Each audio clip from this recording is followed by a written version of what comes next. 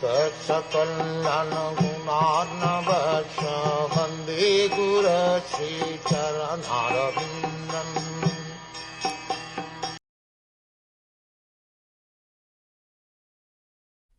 The Lord, while lying on his bed of mystic slumber, generated the seminal symbol, golden in hue, through external energy out of his desire to manifest varieties of living entities from himself alone. In the Bhagavad Gita, the creation and annihilation of the material world are stated as follows.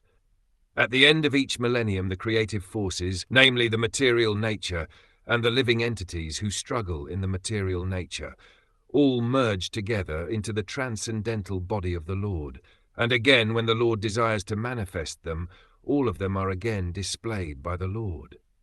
Therefore, the material nature is working under the control of the Lord.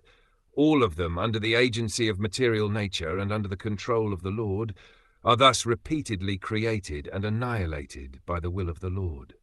As such, before the creation or manifestation of the material cosmic world, the Lord exists as total energy, and thus desiring himself to be diffused to many, he expands himself further into multi-total energy. From the multi-total energy he further expands himself into individuals in 3 dimensions, namely Adhyatmic, Adhidaivic and Adhibhautic, as explained before, Vyashti. As such, the whole creation and the creative energies are non-different and different simultaneously.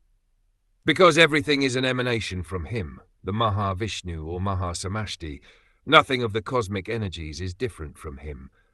But all such expanded energies have specific functions and display as designed by the Lord, and therefore they are simultaneously different from the Lord.